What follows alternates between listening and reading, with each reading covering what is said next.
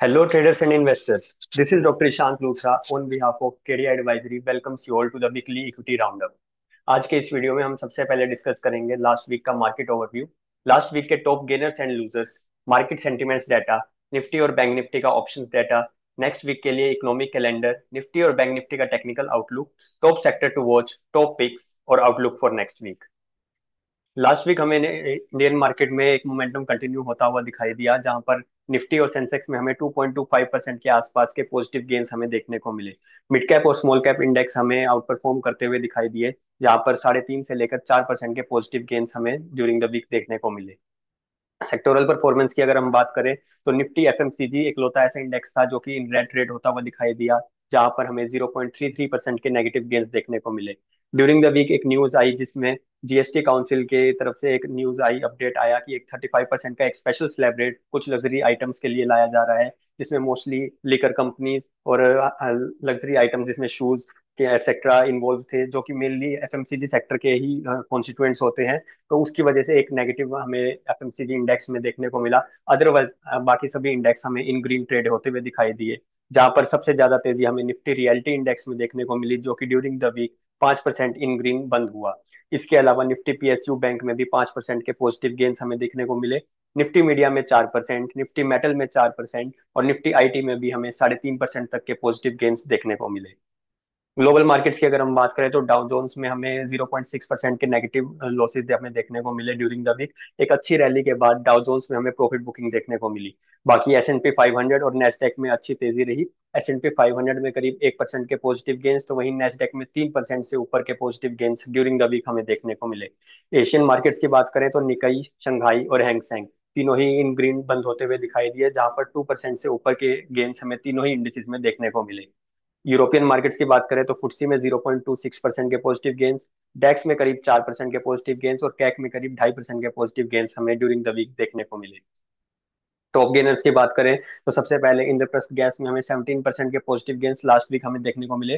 10 of December को IGL का board bonus issue को लेकर कंसिडरेशन करने वाले हैं, जिसकी वजह से एक अच्छा मोमेंटम हमें देखने को मिला इंद्रप्रस्थ गैस में।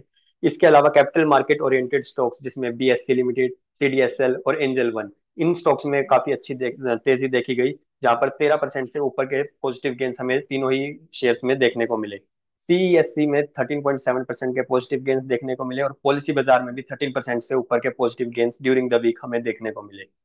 टॉप लूजर की बात करें तो अदानी से एक बार फिर इन टॉप लूजर के पॉइंट को हमें लीड करता हुआ दिखाई दिया, जहां पर अदानी टोटल गैस में 10% के लॉसेस हमें ड्यूरिंग द वीक देखने को मिले। अदानी ग्रीन एनर्जी में 8.6% और अदानी एनर्जी सॉल्यूशंस में लगभग 4% के लॉसेस हमें देखने को मिले। सिप्ला में 3.7% के कट्स देखने को मिले। आईसीआईसीआई प्रुडेंशियल लाइफ इंश्योरेंस में 3.5% के कट्स और नाइका में भी करीब 3.5% के कट्स हमें देखने को मिले। मार्केट सेंटिमेंट्स डाटा की अगर हम बात करें तो काफी टाइम बाद हमें एफआईआई और डीआईआई दोनों ही की तरफ से इन कैश पॉजिटिव हमें मार्केट में इन्फ्लो आता हुआ दिखाई दिया, जहां पर एफआईआई की तरफ से करीब 12,000 करोड़, तो वहीं डीआईआई की तरफ से 1,800 करोड़ का हमें पॉजिटिव कैश इन्फ्लो होता हुआ दिखाई दिया। नेट मार्केट में 13,726 करोड़ का कैश इन्फ्लो हुआ। वहीं एफआईआई की एक्टिविटीज की बात करें तो इंडेक्स फ्यूचर्स, इंडेक्स ऑप्शंस और स्टॉक फ्यूचर्स में हमें लॉन्ग ऑब्जर्व हुए, वहीं स्टॉक ऑप्शंस में हमें शॉर्ट्स ऑब्जर्व होने हुए ऐसे हेड्स के रूप में। निफ्टी विक्स करीब 5% कूल डाउन होता हुआ दिखाई दिया, 14.14 के ऊपर ट्रेड करता हुआ दिखाई दे रहा है। निफ्टी के ऑप्शन डाटा की बात करें तो फॉर द मंडे ओपनिंग 0.12% के नेगेटिव माइनस नेगेटिव लॉसेस में हमें निफ्टी ट्रेड होता हुआ दिखाई दिया था। हाईएस्ट पुट ओपन इंटरेस्ट 21,600 के लेवल पर है, तो वहीं हाईएस्ट कॉल ओपन इंटरेस्ट 26,200 के लेवल पर है।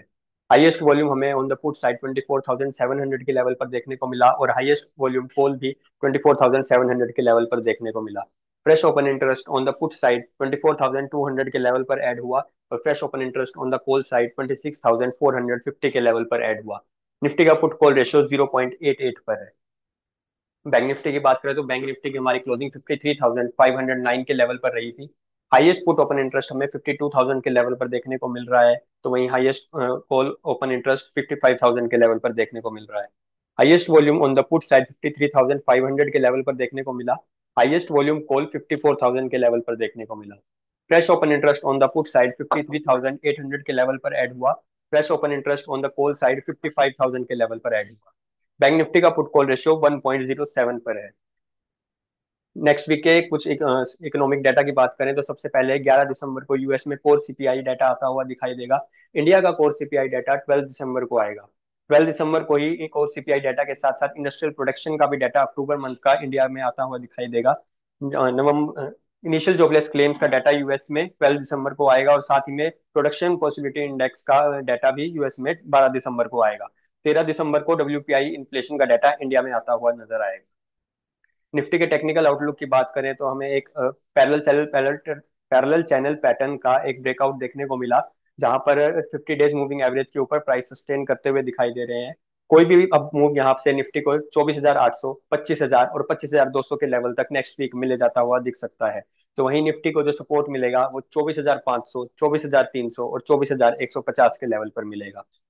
बैंक निफ्टी में हमें एक बेरिश हार्मोनिक पैटर्न देखने को मिल रहा है। काफी अच्छी तेजी ऑलरेडी हम ऑब्जर्व कर चुके हैं बैंक निफ्टी में। तो कोई भी एक अगर डिप नेक्स्ट वीक में हमें मिलता है तो वो ऐसे बाइंग अपॉर्चुनिटी हम क्रिएट कर ऐसे यूज कर सकते हैं। 53,000, 52,600 और 51,800 के लेवल बैंक निफ्टी के लिए इंपॉर्टेंट सपोर्ट का काम करेंगे। तो वहीं 53,900, 54,500 और 55,000 के लेवल बैंक निफ्टी के लिए रेजिस्टेंस का काम करेंगे। निफ्टी मेटल सेक्टर में चैनल पैटर्न ब्रेकआउट हमें देखने को मिला, तो ये सेक्टर हमारे नेक्स्ट वीक हमारे रडार पर रह सकता है। Top picks for next week की बात करें तो टाटा पावर में हमें एक बुलिश हार्मोनिक पैटर्न देखने को मिला। इन फ्यूचर्स टाटा पावर में एक बाई ट्रेड इनिशिएट की जा सकती है 440 रुपीज के ऊपर, 463 रुपीज के टारगेट्स के साथ with stop loss of 421 rupees. Lupin में डेली टाइम फ्रेम पर हमें एक डबल बॉटम पैटर्न देखने को मिल रहा है, जिसका ब्रेकआउट हो चुका है। 2,145 रुपीज के ऊपर एक बाई ट्रेड इनिशिएट की जा सकती है 2,222 रुपीज के टारगेट्स और 2,080 रुपीज के स्टॉप लॉस के साथ। सिंजिन इंटरनेशनल में डेली टाइम फ्रेम पर हमें एक बियरिश हार्मोनिक पैटर्न देखने को मिल रहा है। एक सेल ट्रेड इनिशिएट की जा सकती है 925 रुपीज के नीचे 890 रुपीज के टारगेट के साथ with stop loss above 950 rupees. Outlook for next week की बात करें तो निफ्टी में हमें एक पैरेलल चैनल पैटर्न का हमें एक ब्रेकआउट देखने को मिला था। कोई भी अपमूव यहाँ से निफ्टी को 25,000 के लेवल तक ले जा सकता है। तो वहीं निफ्टी को जो सपोर्ट मिलेगा वो 24,150 के लेवल पर मिलेगा। बैंक निफ्टी में बेरिश हार्मोनिक पैटर्न देखने को मिल रहा है, तो कोई भी माइनर डिप अगर 52,600 के लेवल तक हमें मिलती है तो उसको ऐसे बाइंग अपॉर्चुनिटी यूज कर सकते हैं। बैंक निफ्टी का रेजिस्टेंस 54,500 के लेवल पर रहेगा। नेक्स्ट वीक के लिए हमारा top sector to focus Nifty metal index रहेगा, जहां पर हमें एक चैनल पैटर्न का ब्रेकआउट देखने को मिला है। Thank you.